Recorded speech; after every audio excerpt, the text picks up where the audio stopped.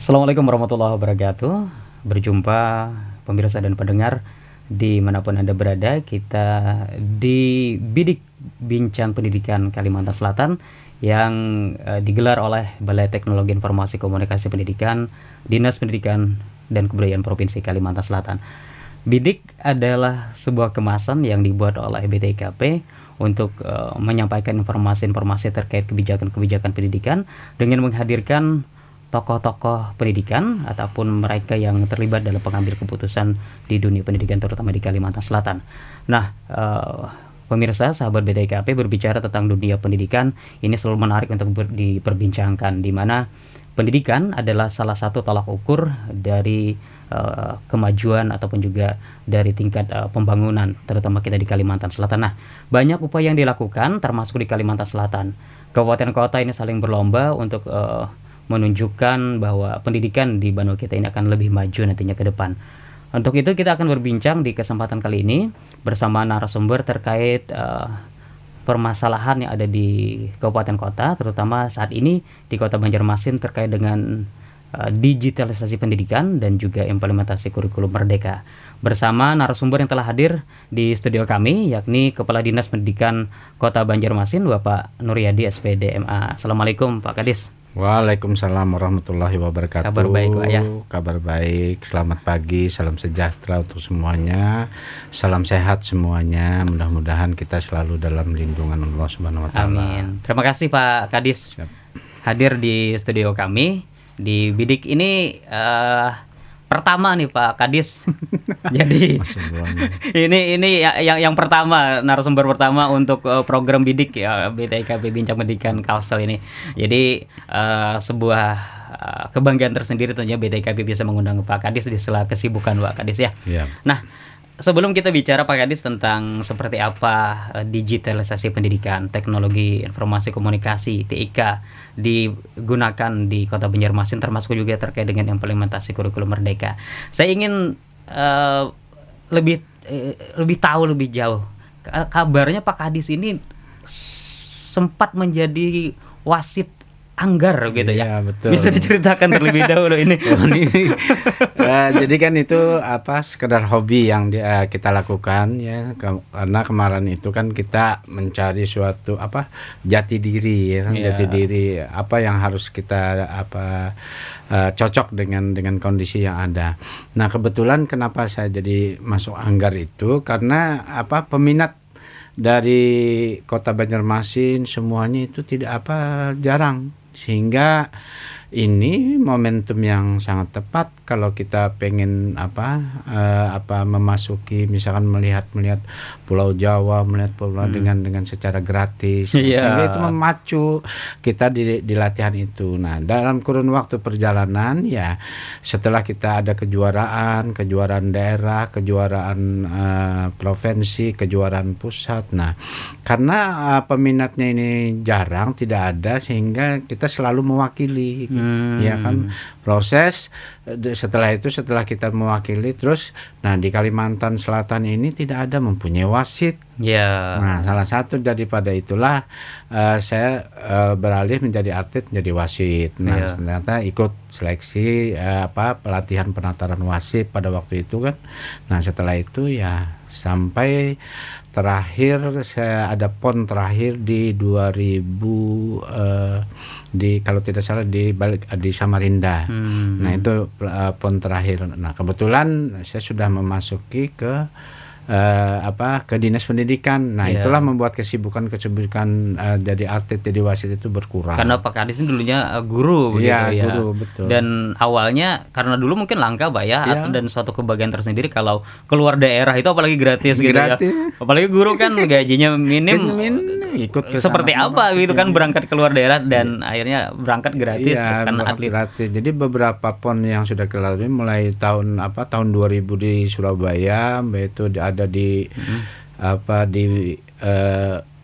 Makassar. Mm-mm. Nah, jadi kita selalu ikut, selalu dipanggil. Karena apa? Karena satu-satunya wasit Iya. Kalimantan Selatan yang ada Itu lisensi. lisensi, Oh, yang iya. ada lisensi madianya hanya saya. Itu nasional berarti, Pak? Iya, nasional. Mm-mm. Nah, Jadi sehingga itulah yang menjadi jika bahkan menjadi wasit nasional yang iya. utama. Jadi kepala dinas pendidikan yang Zoro gitu ya.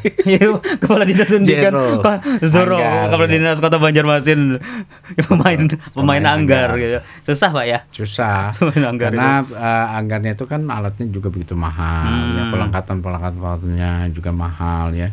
Semuanya itu produk-produk luar, Jerman, ya, Perancis. Nah, jadi itu kemahalan itu. Jadi belinya harus beli dolar. Iya. Nah, tapi kita kan sudah ada prestasi itu mudah karena dibiayai oleh daerah. Iya. Jadi tidak susah lagi untuk penyediaan alat tersebut. Iya. Tinggal tanggung jawab pengurus daerah, Iya. pengurus provinsi yang Iya. mengadakan itu. Ya, mungkin banyak yang tidak tahu sebenarnya Pak Kadis bahwa kepala dinas pendidikan Kota Banjarmasin ini pemain anggar gitu ya, atlet anggar, wasit anggar. Jadi ini supaya pemirsa di rumah juga tahu gitu Iya. bahwa tidak ujuk-ujuk jadi kadis, tapi ada perjuangan juga yang dilalui gitu kan. Iya, Baik Pak Kadis, nah kita bicara tentang digitalisasi pendidikan di Kota Banjarmasin.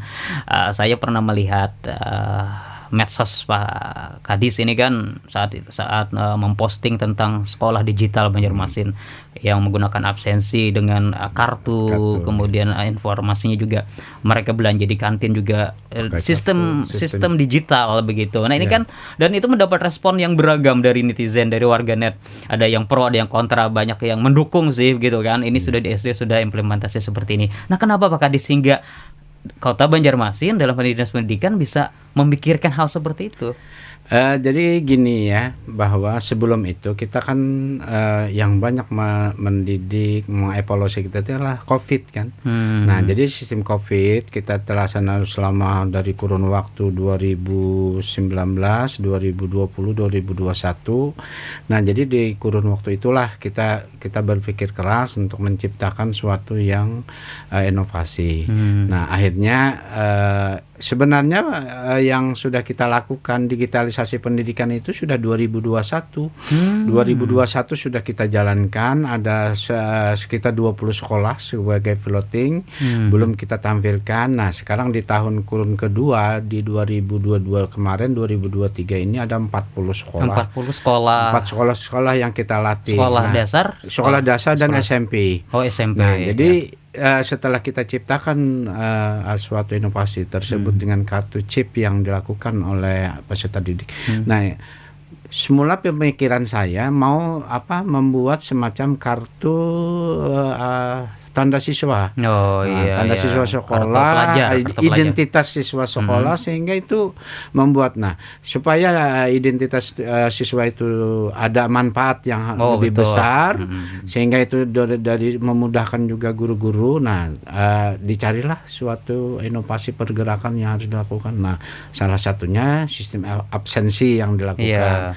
Setelah itu sistem pembayaran di sekolah yang dilakukan, sehingga dengan sistem itu mereka dapat orang tua dapat memantau anaknya untuk jajan apa yang harus dilakukan, kehadiran ke sekolahnya seperti apa. Kehadiran itu artinya orang tua tahu siswa siswa sudah dinikkan kepada orang tua.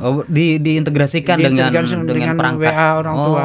Jadi ketika mereka absen tahu gitu. Tahu mereka kehadiran anak sekolah. Nah, memang ya saya buat tadi dibilang dari ada netizen yang bermacam-macam, ya wajar saja ya kan, ada menganggap setengah enteng ya. Yang penting kan yang namanya inovasi pun hal sedikit yang harus dilakukan, hal sedikit yang harus diberi perubahan, yaitu inovasi yang harus kita hargai kan?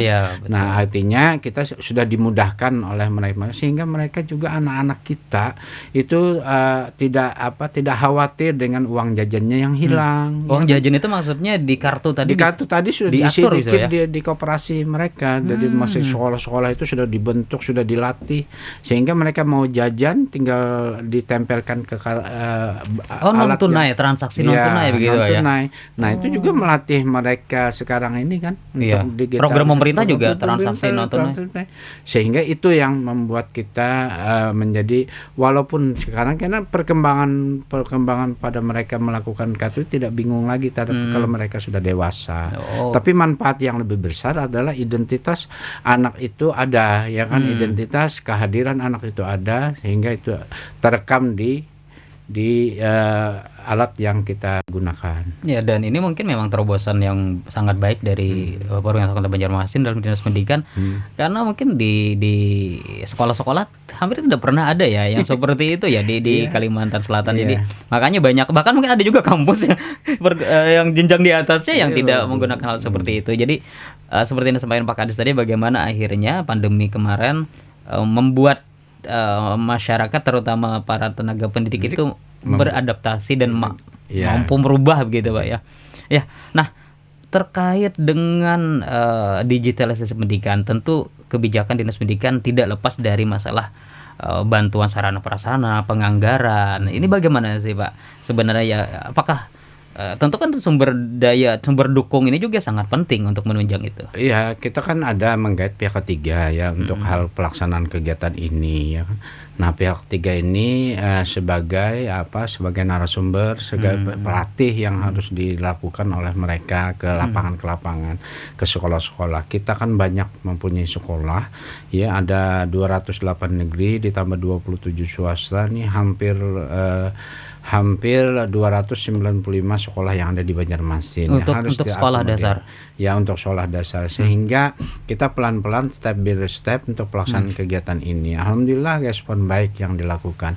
Nah, terkait tadi masalah sarana prasarana apapun segala, nah itu sudah kita kembangkan karena sarana prasarana itu kan juga lewat digitalisasi, lewat data depodik sekolah, sehingga kita juga bisa memantau pelaksanaan itu. Nah, terkait dari masalah yang harus kartu yang sudah kita lakukan, ya sebenarnya kan permasalahan itulah, apalagi nanti ya anak-anak kita ini ya mereka pulang tidak langsung pulang, tapi dengan adanya digitalisasi mereka orang tua dapat memantau posisi di mana orang tua anaknya ini berada, sehingga orang tua ya cepat mengambil langkah-langkah yang harus dilakukan kalau misalkan anak-anaknya jalan sehabis pulang ke sekolah. Ada pengawasan ya, juga Pak. Artinya dapat terkontrol di HP oleh orang tua. Nah, sehingga itu yang menjadikan harapan kami ya semua yang ada. Nah, di sisi lain juga dari sisi pembelajaran sangat terbantu kan. Dalam sisi absensi, guru tidak lagi mau absen tiap pagi harus A, C, B, C dengan melihat konten yang sudah dilakukan, kehadirannya sudah terpantau semuanya. Oh, jadi terkoneksi di satu kartu tadi Pak ya? Iya, betul. Apakah termasuk juga proses pembelajarannya Pak, e-learningnya? Ini kan ya, kalau tidak salah sekolah digital Banjarmasin itu ada semacam ini Pak ya, ada wadah untuk guru-guru mengajar di situ. Ada ya, kita juga sangat terima kasih buat BTE KP karena sudah memberikan pelatihan kepada, ya tadi kan informasi yang kita dapat itu hampir 1.000 guru yang sudah menggunakan itu. Nah, sehingga ini juga sangat membantu dalam pembelajaran ya, kurikulum sekarang ini ya, kurikulum yang Merdeka Belajar, implementasi kurikulum Merdeka. Nah, artinya sangat terbantu guru-guru kita, sudah ada pelatihan-pelatihan yang ada di BTKP ini. Nah, sehingga inilah menjadi modal dasar juga, sehingga itu akan diberikan kepada anak-anak didik kita dalam pembelajaran yang dilakukan. Nah, itu harapan yang kita. Termasuk juga mungkin Dinas Pendidikan dalam ini juga melatih guru-gurunya untuk pengembangan karir sebenarnya Pak ya. Iya, banyak. Kita kan lewat KKG, lewat pertemuan-pertemuan mereka, kita support ya dengan anggaran kita, dengan anggaran APBD. Nah, itu kita bantu dengan pelaksanaan kegiatan, menyiapkan narasumber. Yang paling penting untuk guru-guru Banjarmasin ini, kita harus semangat tetap percaya diri dengan kemampuannya, karena guru-guru ini sudah menjalankan ya bukan setahun 2 tahun pengalaman mengajarnya. Jadi itulah kita ingin respon kita tingkatkan dalam digitalisasi pendidikan. Nah, jadi mau tidak mau sekarang ini sudah di abad 21 ya, notabene yang mempunyai handphone Android, nah itu bisa cari kemana-mana juga bisa. Sumber belajarnya, sumber belajarnya tidak menunggu dipanggil dilatih dulu. Dilatih ya kan. Banyak sumber belajar itu. Ya. Jadi Dinas Pendidikan terus menyiapkan anggaran untuk bagaimana melatih guru-guru, namun guru-guru juga harus jangan menunggu dipanggil dulu, tapi juga menyiapkan diri Pak ya dengan bekal-bekal pengetahuan yang dapat didapatkan dari mana saja. Nah, informasinya juga bahwa Kota Banjarmasin selain penyiapan sarana prasarana dari sisi fisik, tapi juga bagaimana membagi-bagikan, kalau ada 20 sekolah model, 40 sekolah model, tapi juga ada menyebarkan perangkat pendukung Pak ya, laptop, Chromebook, ini benar Pak ya? Iya. Kita kan kami sudah Dinas Pendidikan itu dari 2021 ya. Kita sudah menyiapkan ada 200 laptop yang kita siapkan. Nah, bagaimana untuk persiapan itu? Karena dari kementerian kita tahu sendiri bahwa pelaksanaan ujian ditiadakan, hanya yang ditimbulkan oleh kementerian itu adalah asesmen. Makanya dari itulah perangkat-perangkat itu kita kalau tidak salah di 2021 itu sudah menyiapkan 200 laptop untuk 5 kecamatan. Nah, jadi di kecamatan itu sudah kami letakkan ada 40 laptop per kecamatan. Sehingga itulah tempat mereka latihan kalau mereka baik di kecamatan itu, baik guru-guru kita dalam mencepatkan diri. Nah, di kurun waktu yang kedua kita ada menerima bantuan ya lewat sekolah penggerak. Itu ada 28 sekolah yang menerima. Ditambah di akhir-akhir tahun di anggaran perubahan kita ada 21 tambahan laptop. Nah, jadi artinya sudah 40 laptop di luar yang kita lakukan Chromebook, laptop yang sudah kita siapkan kepada anak-anak. Nah, di tahun 2023 ini rencananya kita menyiapkan hampir 700 laptop yang akan dibantu SD. Kemarin kami sudah menyalurkan laptop ke bidang SMP sebanyak 500 buah laptop yang kita bagikan. Nah, inilah persiapan Dinas Pendidikan untuk menyiapkan sarana prasarana digitalisasi untuk kesiapan sekolah-sekolah. Jadi semuanya sudah merata, terutama untuk SMP sudah ya hampir 20 sampai 10 mereka sudah mempunyai laptop di tempat sekolah masing-masing. Jadi tidak ada alasan lagi ini Dinas Pendidikan tidak membantu ya, gitu kan, padahal sudah ada 500 buah sudah dibagikan, ada 700 buah sudah dibagikan. Jadi ini cukup banyak juga untuk perlengkapan sekolah membantu itu Pak ya, dan ini sebagai bentuk dukungan dari Dinas Pendidikan Kota Banjarmasin kepada satuan pendidikan untuk bisa mentransformasi pendidikan gitu Pak ya ke arah digital.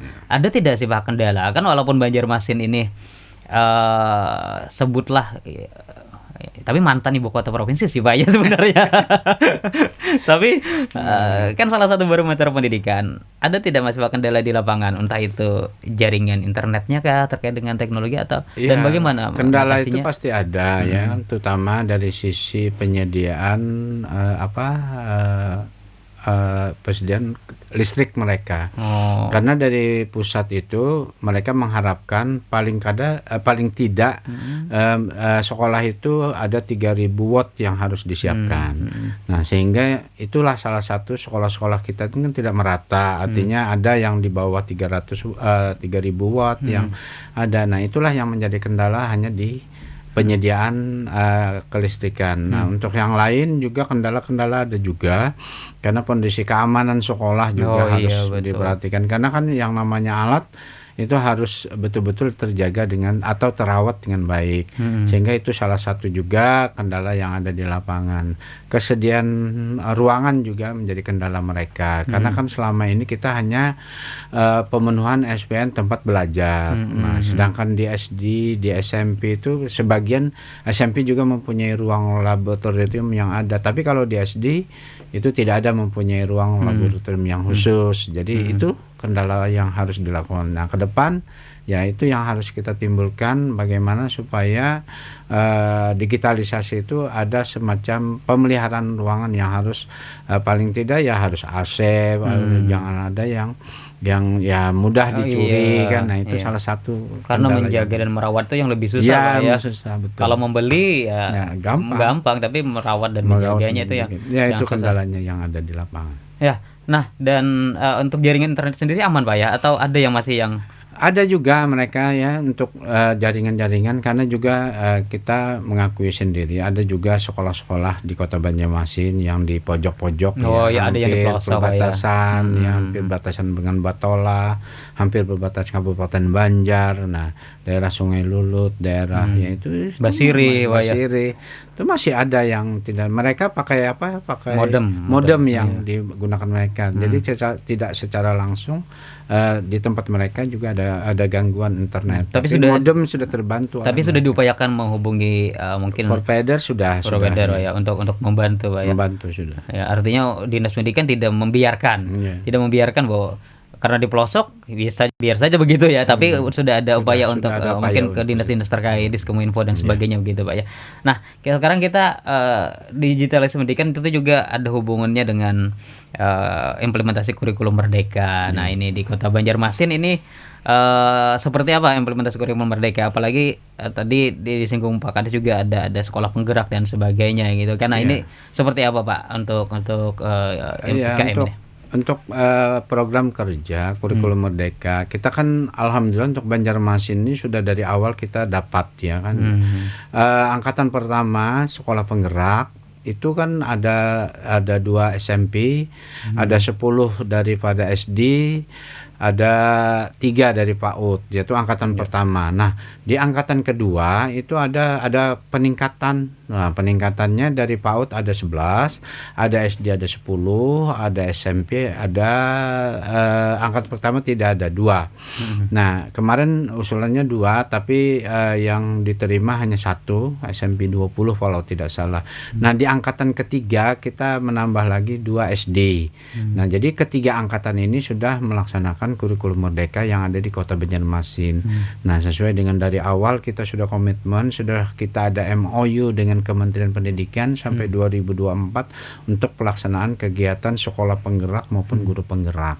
Nah, dalam kurun waktu perjalanan itu kita sudah mempersiapkan apa yang harus dibutuhkan. Tapi dalam sisi kontak sampai 2024 memang biayanya itu ada di pemerintah pusat, ya, termasuk bantuan-bantuan lewat bos kinerja oleh pemerintah pusat itu membantu sekolah-sekolah yang ada sebutkan sekolah penggerak yang ada di Banjarmasin. Nah, harapan kami ya, karena itu baru ada sekitar sekian yang sudah saya sebutkan tadi. Nah, harapan kami itu bisa sekolah-sekolah penggerak itu berbagi dengan sekolah-sekolah IKM. Nah, di kurun waktu ketiga sekolah-sekolah kita ada pendaftaran, ada 15 sekolah yang menyandang IKM, implementasi kurikulum merdeka.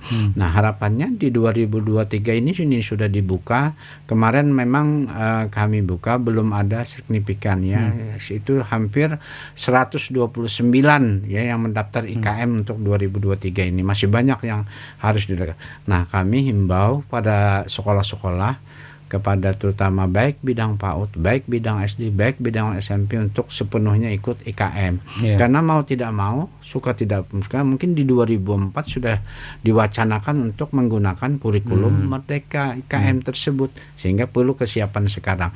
Dan kami yakin ya, kami sudah istilahnya berpendapat bahwa guru kita ini mampu semuanya. Guru kita mampu, tinggal peningkatan dan kemauan yang harus kita tekankan kepada mereka. Jadi Pak Kades percaya begitu Pak ya, bahwa mereka itu mampu, tinggal percaya diri dari ini. Nah, upaya yang dilakukan oleh Dinas Pendidikan untuk memotivasi kawan-kawan guru ini dalam pertemuan-pertemuan di rapat-rapat rutin kelompok 33 di kelompok KKG itu kita berikan motivasi semangat ya, bahwa semangat bisa kita berbagi, bisa kita berbuat.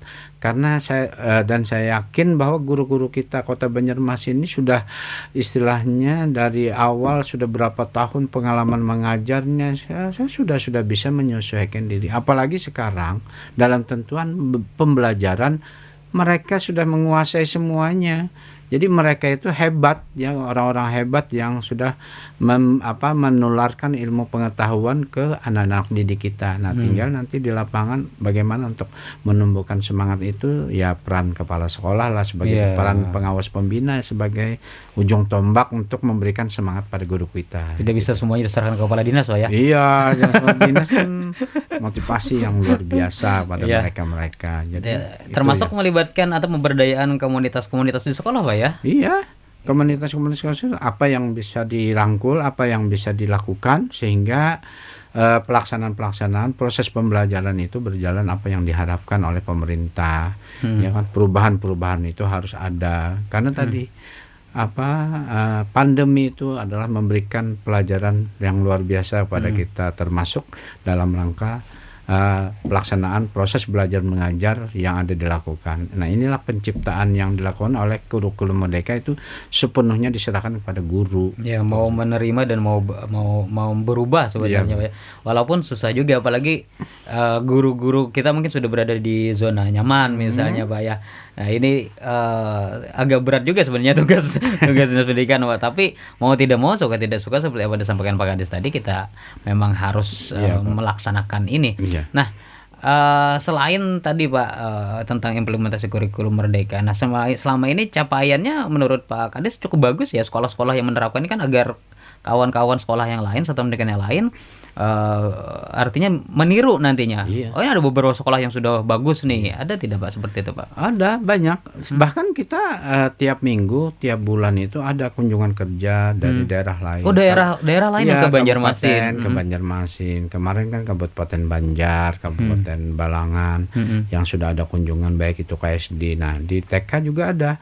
Jadi beberapa kurun waktu. Jadi tolong juga yang masih belum percaya terhadap kurikulum Merdeka itu melihat ada di sekitar kita yang sudah saya sebutkan tadi kan. Angkatan pertama itu ada sekitar 15 SD, angkatan kedua ada sekitar 19, angkatan ketiga itu ada 3, 1 SMP, 2 SD. Nah, itu sebagai contoh piloting yang harus dilihat mereka bagaimana dalam menjalan kurun waktu sudah 1 tahun 2021, 2022, 2023 ini dalam perjalanan proses pembelajaran dalam sistem modul, sistem EKN, konsep peta yang harus disusun. Nah, itu sehingga mudah sebenarnya Banjarmasin untuk menentukan. Ya, kita lihat mereka bagaimana mereka mengajar, bagaimana mereka menyiapkan bahan yang harus dilakukan, sehingga itu yang menjadi pedoman kita untuk mengembangkan. Ya, ada sekarang ini kan kurikulum IKM berbagi, IKM mandiri, ya kan. Nah, itu IKM belajar.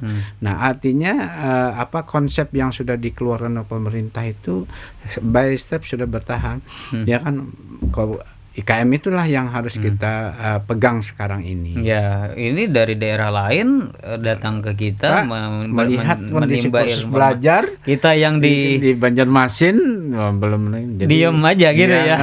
Harus ikut serta, sehingga langkah-langkah untuk kemajuan pendidikan, ya memang pendidikan ini kan proses, ya kan, tidak harus ini berubah, tapi kan dampak daripada hasilnya itu jangan dilihat sekarang, tapi lihat mereka nanti setelah remaja, mengembangkan pendidikan mereka.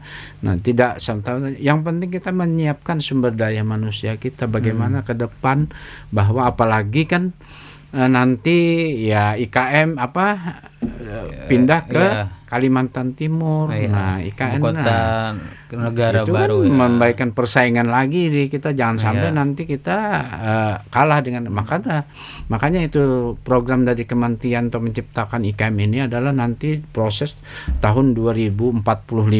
Nah, jadi itu harapannya. Jadi pendidikan ini kan proses pendidikan menjadi kewajiban ya untuk menyiapkan sumber daya manusia.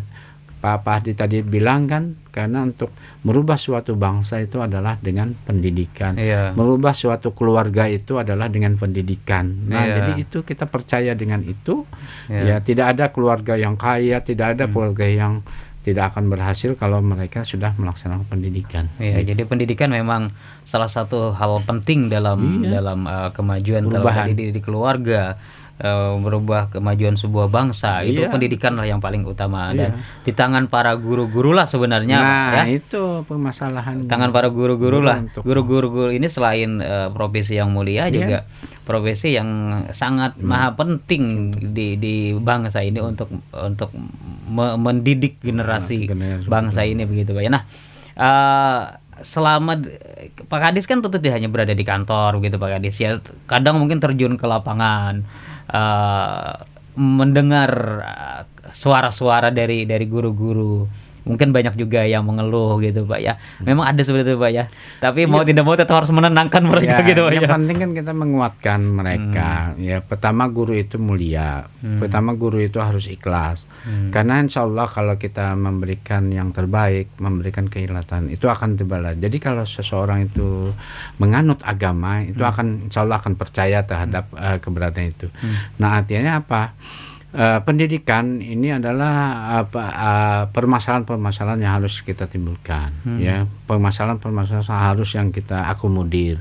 Jadi sehingga nanti bangsa ini ya tetap maju dalam dunia pendidikan.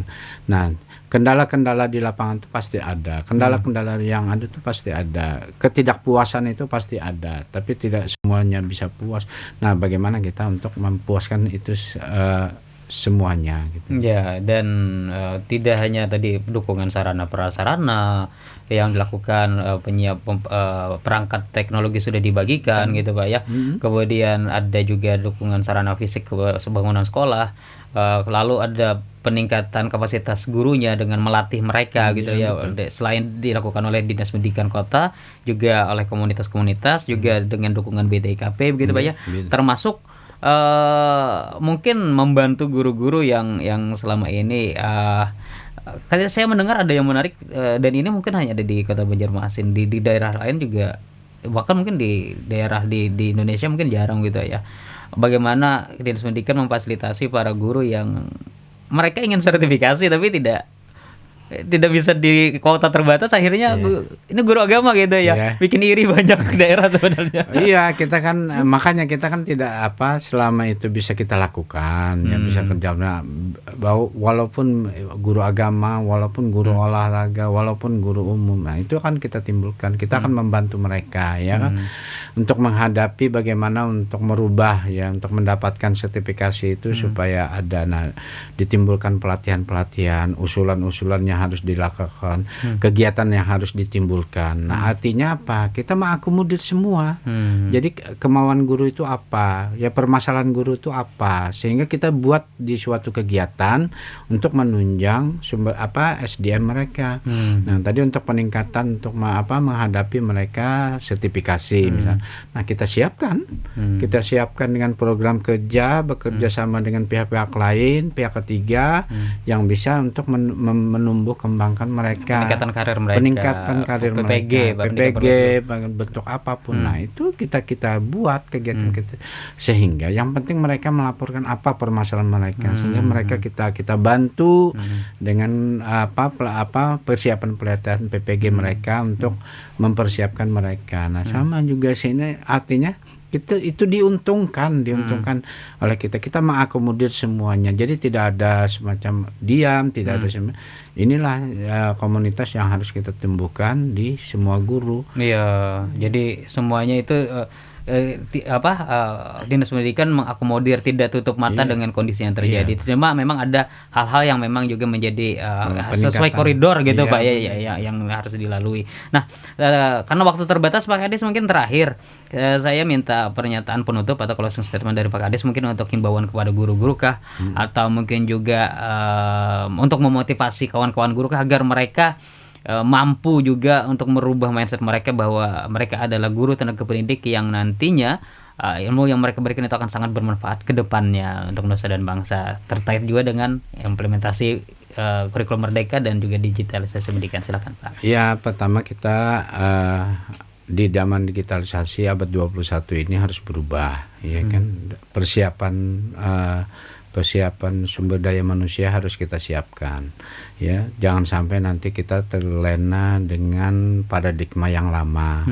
Ya kan, di musim pandemi sudah memberikan pelatihan yang luar biasa pada kita sehingga tumbuh pembelajaran dalam bentuk digitalisasi. Ya, sekarang juga didukung oleh kecanggihan dari punya HP. Ya kan, HP bisa mencari bahan ajar yang harus kita lakukan ke masyarakat. Nah, guru itu lebih tahu ya dalam kondisi situasi di lingkungannya, ya kan, tidak semua sama di lingkungan A dengan lingkungan B, sehingga guru bisa mengambil langkah-langkah. Nah, yang kedua, banyak sisi pelatihan yang sudah diterima oleh guru-guru itu ya. Mereka mengajar sekian lama juga menerima pelatihan-pelatihan baik itu dari BTEKP yang sudah tadi menelurkan hampir 1.000 lebih guru kita, ya itu ya harus bisa diimplementasikan ke guru-guru yang lain. Ya, kalau itu harapan kami. Nah, dari sisi pembelajaran ya ikuti yang sudah dilakukan program dari pemerintah IKM ya yang sekarang ini. Jadi belum sekolah memasuki IKM itu supaya mereka tercatat di di Kementerian Pendidikan dan Kebudayaan. Nah, nanti ya suatu saat reward yang diberikan oleh kementerian pada sekolah tersebut yang terdaftar tersebut akan lebih mudah komunikasi. Ya, bisa saja nanti kementerian memberikan laptop sekian yang diberikan, kementerian memberikan Chromebook yang sekian. Nah, jadi mereka sendiri harus berbuat dulu untuk mendaftarkan diri terhadap IKM ini dalam suasana ini. Nah, terkait yang lain ya harapan kami memberikan support kepada guru-guru kita bahwa guru kita itu mampu dan orang-orang yang cerdas. Tidak ada guru tuh mempunyai masukan, guru tuh sudah ada syarat-syarat khusus. Ya kan, syarat-syarat khusus yang sudah ditentukan oleh pemerintah. Jadi seorang guru tuh tidak ada nilainya ya. Mereka lebih banyak pahala daripada yang lainnya, karena yang memintarkan selama manusia itu menggunakan ilmu yang diberikan oleh gurunya, insya Allah akan berjalan amal jariah yang selamanya. Jadi harapan kami ya mudah-mudahan ya khususnya untuk Kota Banjarmasin, saya selaku Kepala Dinas Pendidikan ya memberikan support yang terbaik. Kalau permasalahan silakan ya. Kita terbuka, Dinas Pendidikan itu menerima kritikan pun terbuka. Nah, jadi itu yang menjadikan harapan kami supaya ya paling tidak kemerataan apa yang dikatakan program kerja daripada wali kota berhasil dan nyaman, itu nyaman di pendidikan, nyaman dilakukan di sekolah-sekolah di Kota Banjarmasin. Baik. Terima kasih Pak Kadis atas waktunya sudah berbagi informasi seperti apa implementasi kurikulum Merdeka dan juga digitalisasi pendidikan, dan kita berharap apa yang telah dilakukan Kota Banjarmasin yang baik bisa ditiru gitu Pak ya oleh daerah lain yang sudah baik ini dipertahankan, bahkan mungkin bisa lebih ditingkatkan. Kalaupun ada kendala mungkin bisa diatasi, dan bagi para guru-guru di Kota Banjarmasin bahkan mungkin di Kalimantan Selatan ini bisa untuk lebih maju, karena seperti Pak Kadis bilang tadi, guru-guru ini sudah hebat, sudah cerdas, tinggal harus lebih percaya diri saja lagi untuk itu. Baik, terima kasih sekali lagi Pak Kadis atas waktunya. Sehat selalu Pak Kadis ya. Sehat, alhamdulillah. Baik, terima kasih. Assalamualaikum. Assalamualaikum. Ya, kawan-kawan sahabat BTKP, demikian dialog saya di Bidik Bincang Pendidikan Kalimantan Selatan, BTKP Disdikbud Provinsi Kalimantan Selatan. Kita akan berjumpa lagi di lain kesempatan. Semoga apa yang kami diskusikan tadi bermanfaat. Sampai jumpa. Assalamualaikum warahmatullahi wabarakatuh. Waalaikumsalam warahmatullahi wabarakatuh.